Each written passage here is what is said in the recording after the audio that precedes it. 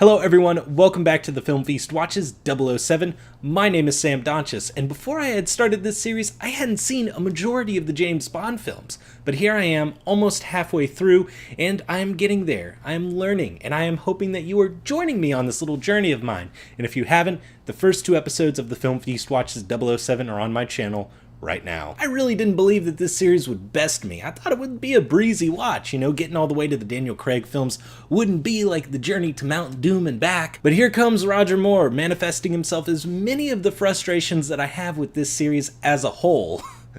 He's my Gollum, you guys. My name's Bond. James Bond. Which is so unfortunate because he is a commendable actor. He portrayed the character for 7 films. That's huge. I want to address Roger Moore in his role as James Bond in these first 4 films that I will be talking about in this episode. That includes Live and Let Die, The Man with the Golden Gun, The Spy Who Loved Me, and Moonraker. Going from Sean Connery to George Lazenby, back to Sean Connery, and then on to Roger Moore was extremely jarring. That many Bond change-ups was boggling my brain. Although getting to that point, I thought, hey, I'm hitting a milestone right now. This is Roger freaking Moore, man. He's one of the Bond staples, or at least so I had heard up until that point. And I was just kind of let down. Obviously, I'm going to give the actor the 1 film grace period, where I know he's just trying to get comfortable in the role and feel it out, but also at the same time trying to add his own little spin to it. But during Live and Let Die, I was just like, this is so uncomfortable. Admittedly, Live and Let Die is a bit of a weird one, and I'll get back to that in just a minute. But for now, I have to give Roger Moore credit where credit is due. He does find his footing, even within the first film, and he shows off what he wants to bring to the role of James Bond. Did I like it?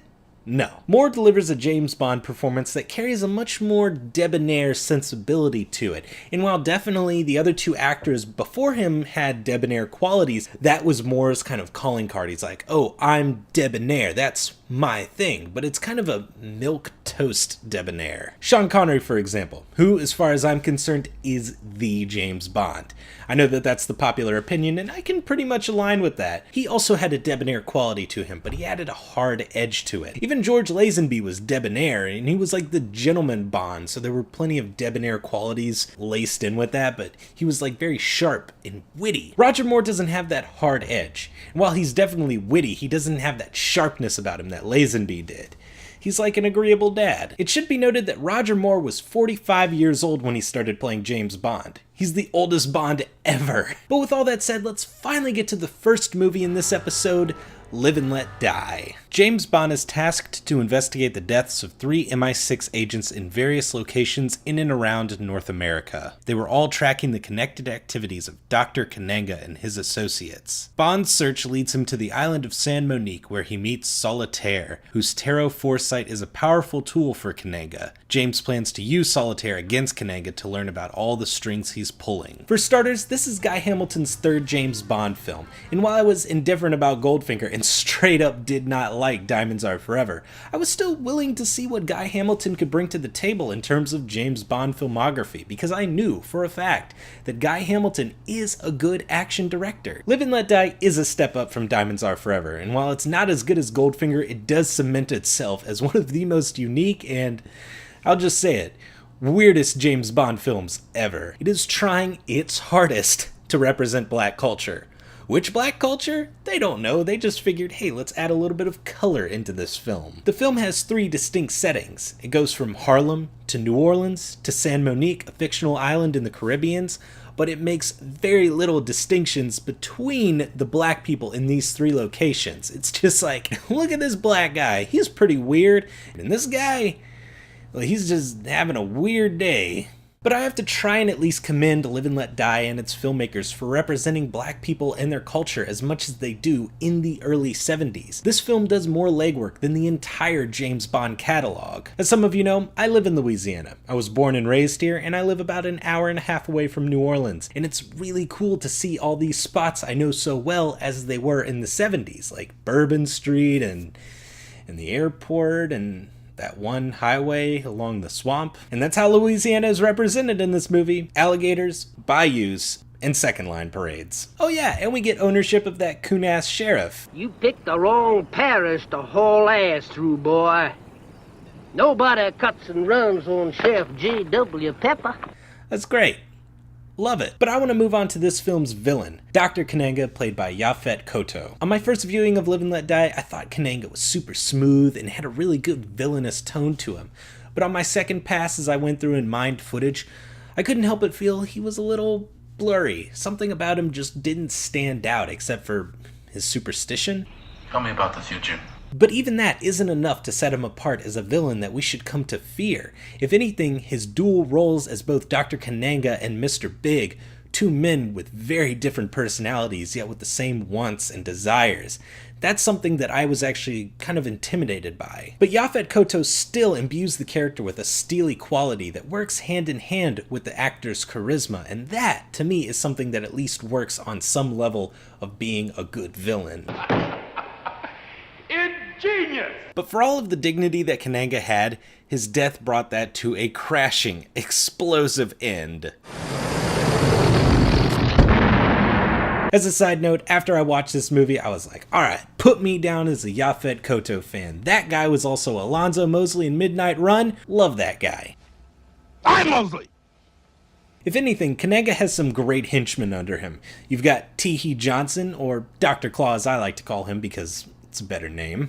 Mr. Bond, it's good to see you again. And then you've got Whisper. Anybody home? And then there's the Baron Samedi, who isn't so much a henchman, he's more like a spirit who represents the running voodoo theme throughout the film. I don't really care for either of the Bond girls in the film. Rosie Carver is annoying. I'm going to be completely useless to you. Incompetent. I could have shot you. You might have even killed me if you'd taken off this edge you catch. Superstitious. It's a warning. Get it out of here! And on top of all of that, she's a double crosser. You do know what the Queen of Cups means in an upside-down position? A deceitful, perverse woman, a liar, a cheat, and I'd like some answers now. And while Jane Seymour does a fine job as Solitaire, she falls prey to one of the creepier Bond seductions, in my opinion. Not only does Bond deflower her, he tricks her into it. Tack on the fact that Roger Moore was 45 when they shot this film and Jane Seymour was 22. It's a little creepy. All in all, I enjoyed Live and Let Die. It's definitely not one of my favorite Bond films, but I appreciate the level of weirdness it goes for. I just wish it wasn't trying to be a blaxploitation film without really doing any blaxploitation stuff. 125th, you got a honky on your tail. Live and Let Die marks the beginning of a new era of Bond films. An era that I think is a little divisive and kind of starts the trend of becoming more and more like a live-action cartoon, if that makes any sense. Between the voodoo stuff and the tarot stuff, it's all just a mixed bag of mysticism. Moving on to The Man with the Golden Gun. The film begins with James Bond receiving a threatening message from a deadly assassin named Francisco Scaramanga. Bond, refusing to take that kind of shit, goes after Scaramanga by tracking down the manufacturer of his golden bullets. This eventually leads 007 to Bangkok, where he stumbles upon a scheme much larger than he ever imagined. First, I want to jump back to Roger Moore, who, in Live and Let Die, I never got completely comfortable with him, but in The Man with the Golden Gun, I was able to sink my teeth into him a little bit more and able to understand what Roger Moore was going for. He chews scenery, but he does it really well. Who knows? He may even use one of those little golden bullets on you. That would be a pity. You actually get the notion that James Bond is a pretty smart guy. He does his homework. He's someone who understands the world around him. The Man with the Golden Gun. Born in a circus, father the ringmaster, possibly Cuban, mother English, a snake charmer. He was a spectacular trick shot artist by the time he was 10 and a local Rio gunman at 15. The KGB recruited him there and trained him in Europe, where he became an overworked, underpaid assassin. He went independent in the late 50s. Current price, $1 million a hit. But even Roger Moore can't make James Bond a standout character in this movie, which is what he should be. He's the hero. He should be the central emotional core of the movie, and he's not. He's just kind of an accessory to the whole thing. But even that is not a huge complaint for me, because what this does is it allows the minor characters to come from the background into the foreground to kind of make the movie their own in a way. M, for example, who, as far as I'm concerned, Bernard Lee did a great job playing this character up to this point, but never really made the character anything more than just a superior who Bond has to answer to. But in this film, and a few of the other films prior to it, Bernard Lee was able to make M cast more of an authoritative shadow over Bond, and that feels in its own way antagonistic, but here it works on a comedic level. I mean, sir, who would pay $1 million to have me killed? Jealous husbands, outraged chefs, humiliated tailors. The list is endless. One of the other compliments I want to give to The Man with the Golden Gun is that it has some great action set pieces, like the car chase in Bangkok. It's so tightly directed, and it actually feels like it has meaning. It's not just a bunch of henchmen chasing after Bond with machine guns, and as much as I hated Sergeant J.W. Pepper, he actually feels like a necessary component here. And sure, he's just comic relief, but he's actually good comic relief. It's headquarters. Let me talk to him. Hello, this is Chef J.W. Pepper, Louisiana State Police. Now you call my wife at the Near Eye Hotel and tell her I'm on a mission. I've been deputized, right? Right. Also, he's not sitting in the back seat doing weird stuff with his tongue. And while sure, this chase sequence ends with a spinning jump with a slide whistle sound effect, You're not thinking that. I sure am, boy.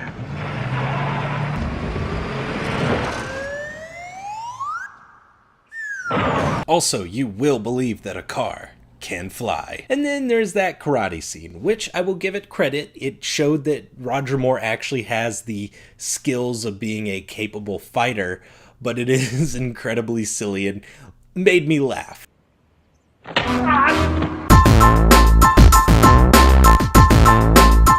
The Man with the Golden Gun also has excellent production design. Look at Scaramanga's base of operations. Everything about it is just so well thought out. From the sitting area, to the breezeway, to the fun house, everything about it just kind of builds up the character in little ways. And then there's MI6's secret headquarters inside of the capsized Queen Elizabeth outside of Macau. That was great. Those jilted angles, I was just like, oh, I want to be on that set. The Man with the Golden Gun is not shy on any great locations. And I'm almost specifically referring to Khao Fing Khan, which is one of the best locations I have seen in a James Bond film. It's where Scaramanga calls home, and it is where James Bond flies the seaplane into to do his final battle with Scaramanga, the final standoff. This location was popularized by The Man with the Golden Gun, so much so that it's come to be called James Bond Island. And I'd be remiss if I didn't talk about the Man with the Golden Gun himself, Francisco Scaramanga, played by Christopher Lee. Rest in peace, by the way, Christopher Lee. It was such a bummer to hear about your death, although admittedly there had been multiple occasions where I was like, wait, Christopher Lee's not dead yet? Huh. Good. I mean, wow, but good. When Francisco Scaramanga first appeared on screen, I was like, oh man, what's he gonna do? He's gonna be really evil. And there's a third prosthetic nipple on there, and I was just like, that's the evil thing? That's what makes him evil? Okay, alright, I'll buy it.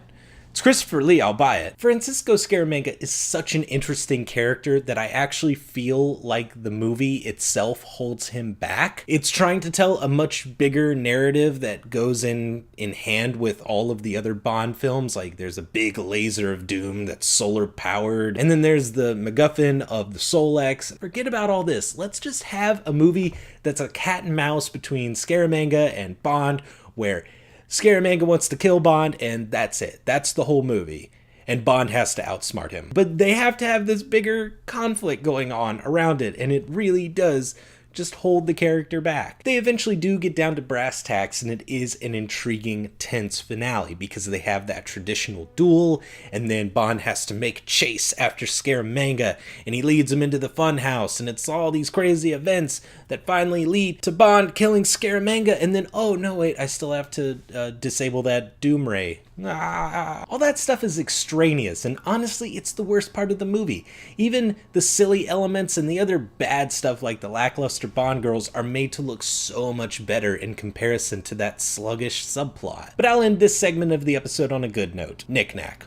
What a great henchman. This guy always seemed like he had some ulterior motives or some other agenda going on that, yeah, even though he was compensated for his efforts, it always felt like he could easily just go and do something else for somebody else, and that he was always incredibly capable. It's really disappointing that he didn't return for another James Bond movie. But the next henchman, he sticks around. So The Man with the Golden Gun isn't as great as it could have been because it's anchored down by a really sluggish subplot, but it is still one of the better Roger Moore films that I have seen thus far. Onward to the next James Bond film, The Spy Who Loved Me. I like to think of this film as a sweet spot in this era of the James Bond franchise, where the powers that be them the producers, the writers, or the directors, or a mixture of all three, are still trying to figure out what is right for James Bond. What is the formula for making a successful James Bond film? Obviously, critical success and commercial success are measured in two different ways for the most part, but every once in a while those two align, and that makes for the perfect marriage of the fantastical action elements that are so common in James Bond and a well-told story, which is not as often in the James Bond series. When two submarines, one American, one Soviet, mysteriously go missing, James Bond is called into action. But James, I need you. So does England. Which leads to one of the greatest stunts I've ever seen in a Bond film. Elsewhere, Major Anya Amasova is called in to investigate the problem on Russia's side. This leads both of the agents to Egypt, where they meet and are forced to work together to locate who is behind the submarine's capture. The Spy Who Loved Me hit all the right notes that I want out of a James Bond film, while also pulling in some of the newly implemented silly stuff that I guess audiences just ate up back then. It tells a big story, while still sticking to a very familiar narrative that the James Bond films have had set up for years now. Of course, there have been minor deviations over the years, and in the case of this movie, Bond has to deal with a woman, a rival agent by the name of Triple X. Haha, that's not on the nose at all. Who falls in love with him?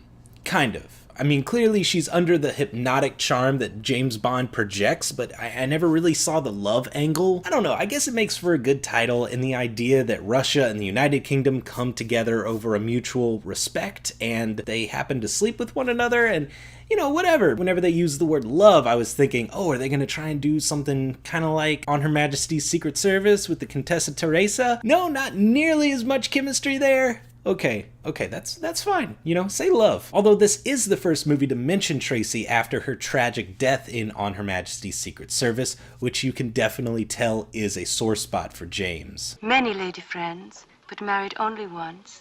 Wife killed. All right, you've made your point. You're sensitive, Mr. Bond. About certain things, yes. But I don't want to come off sounding like I'm hating on Amasova, because she is one of the most capable female characters ever in the James Bond franchise. And while she does invite a certain level of scrutiny, it would be so nitpicky for me to mention it, she is a great character, bottom line. And I want to take a second to make another addendum about my Roger Moore spiel. Here we see Roger Moore as Bond on the slopes, Bond of Arabia, Bond in love? Nah, he's just playing the game like he always do. But I do think that Roger Moore brings so much more depth to the role of James Bond in this particular film than in any other film before it. He displays a much better do-or-die attitude. This is a man on a mission, and he will complete that mission at any cost. It's our business, and your people get killed. We both know that. So did he. It was either him or me. But once he realizes the full gravity of what he's done to Anya, killing the man that she loves, he is clearly regretful, and everything he does from that moment on is a way of trying to make it up to her. And while Bond has saved multiple damsels in distress across various movies, here it actually has weight to it. Whenever he goes after Stromberg to save Anya, it is out of regret. So even though the ending feels a tad rushed, it also felt earned for Bond. And speaking of Stromberg, I personally thought that he was a very strong villain. Kurt Jurgens has something very Orson Welles-esque about him, and while Orson Welles did play Le Chiffre in the 1967 Casino Royale, I think that Jurgens is a good Bond villain because he gives the character of Stromberg an overbearing weight of responsibility in turning the world on its head. Stromberg has no interest in extortion, and he just wants to make the world a certain way. Sure, he does some pretty atypical villain stuff like dropping people into tanks of sharks and blowing up helicopters and having a giant base in the middle of the ocean. Meanwhile, at the Legion of Doom. All of these things are supported by the fact that Kurt Jurgens is a good actor and he's doing a good job in this movie. But let's be real, he's not the actual villain of this movie. That's where I come to Jaws. One of, and you know what, I'm just gonna say it, the greatest henchman in Bond history. Jaws has so much presence on screen. He is literally terrifying. There were multiple moments when he showed up on screen and I was just like, fuck. Something bad's about to happen, and you were just so nightmare-inducing. I mean, let's talk about that sequence at the pyramids. No. And then him in the train? Hell no. And there are more great Jaws moments to come in Moonraker. Stay tuned for that, by the way. Richard Kiel simply played this character to perfection. It wasn't that he was just huge. I mean, seriously, look at his hands. It was simply how he carried himself. Incredibly intimidating, never had to say a word in the film, and it was divine. Jaws kicks off another iconic Bond train fight, and while it is claustrophobic, just like any good Bond fight sequence, it really does act as an emotional catalyst for Anya and James. That's the kind of stuff that makes The Spy Who Loved Me work more than a lot of other James Bond films. The film is also able to have fun with the 007 gadgets. In this case, it's the underwater Lotus, and for a moment I was able to believe that a Lotus could be a battle-ready submarine. One of my favorite things visually about The Spy Who Loved Me is its aspect ratio of 2.35 to 1. This aspect ratio allows for a very wide frame that ended up giving us one of my favorite shots in all of James Bond history. Just its mixture of symmetry, color, and subtle movement made it a shot that I kept coming back to just to take it in. For me, The Spy Who Loved Me is a hit. It's able to pull elements from other James Bond films and make them better, and it also uses the silly stuff that defined this era of Bond films and work them in a very seamless way to make a great story, a great narrative. Seriously, this movie is some of the top-notch Bond stuff I really, really crave. And now to the final film of this episode, Moonraker. Let's just get this out of the way early. Moonraker is trying to piggyback off of the spectacle and success of Star Wars. At least the final third is. The other 2/3 is a pretty standard Bond film. So standard, it feels like a different movie entirely. The most successful aspect of Moonraker is the return of Jaws. But like any Star Wars imitation of its time, it doesn't really work. Like, what is this scene?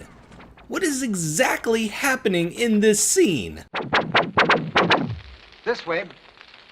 After a space shuttle is hijacked mid-flight, Agent 007 is tasked to investigate the head of the shuttle manufacturing corporation, Hugo Drax. After surviving an assassination attempt in Drax's astronaut training center, Bond finds a clue that leads him to Venice. There, James discovers a deadly nerve gas that he believes Drax will use on the world's population if he doesn't find a way to foil the plans. I'll be brief. Moonraker simply did not impress me in most ways. Let's start with the villain, Drax. No, the other Drax. Yeah, that's the one. Drax is a mishmash of other Bond villains, and while that has been the case in the past with other villains, Drax just doesn't do anything for me. Portrayed by the French actor Michel Lonsdale, Drax has a few moments of solid screen presence. Expel them! Otherwise, he doesn't have any defining traits that sets him apart from the legion of great Bond villains. He has an Asian henchman, kimono and all, he can control his dogs with the snap of his fingers, he can play the piano, he has a penchant for tea, he likes really expensive stuff, and he wants to conquer space. But what am I really supposed to gain from that? I feel like there's nothing there with Drax. He does have one dastardly deed that really shook me. He sicks his dogs on a recently fired employee for helping Bond. It's actually a really well shot scene set to extremely haunting music.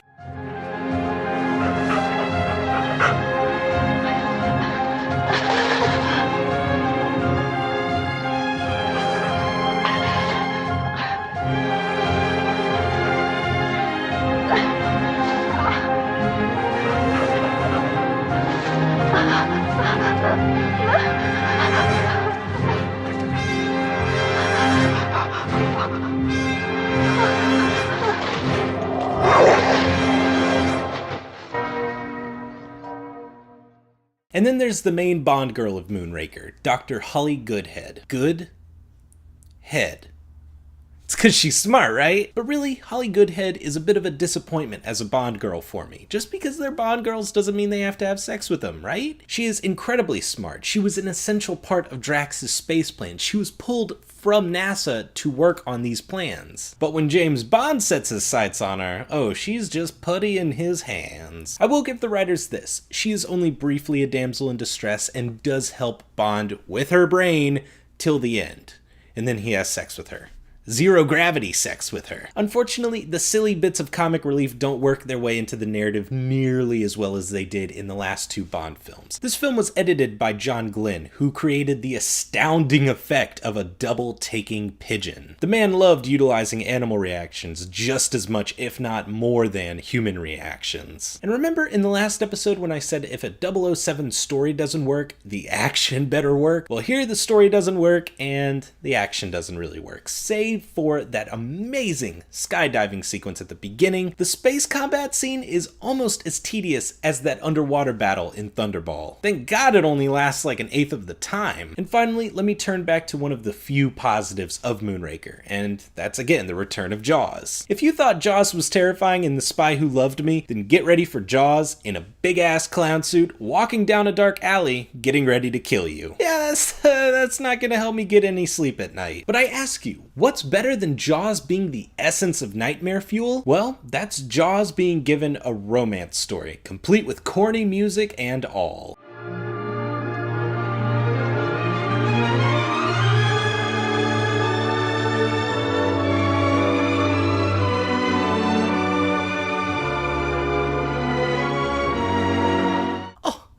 Moonraker, you're tugging at my heartstrings. Moonraker is mostly a dud. It is saved by the presence of Jaws and Jaws alone, and even though Roger Moore is at his most comfortable, it's still a ridiculous movie, no matter what. I can only hope that the next time that James Bond is sent to space, it really means something, and isn't just trying to piggyback off the success of Star Wars. And that is it. Thank you guys so much for sticking through this incredibly long episode of the Film Feast Watches 007. I can almost guarantee that every episode from this point forward will be shorter than this one, although I can't make any guarantees, especially with the Pierce Brosnan and Daniel Craig videos. For those of you who have stuck around to this point, thank you, thank you, thank you. I have so much thanks to give because I'm about to hit 200 subscribers on the channel. My last video, the Death Note whitewashing video, did extremely well in an extremely short period of time. Don't forget to share this episode and my last two episodes with the resident Bond fan in your life, and if you like the channel, go ahead and subscribe. You can like The Film Feast on Facebook, you can follow me on Twitter at The Film Feast. I also have a Letterboxd page where you can track all of the James Bond films that I watch, and all of the films I watch ever. In the D-Box, there are links to reviews for each of the movies featured in this episode, and again, thank you guys so much for watching. I'm gonna go finish the other Timothy Dalton movie, and then it's on to Pierce Brosnan and Daniel Craig, and...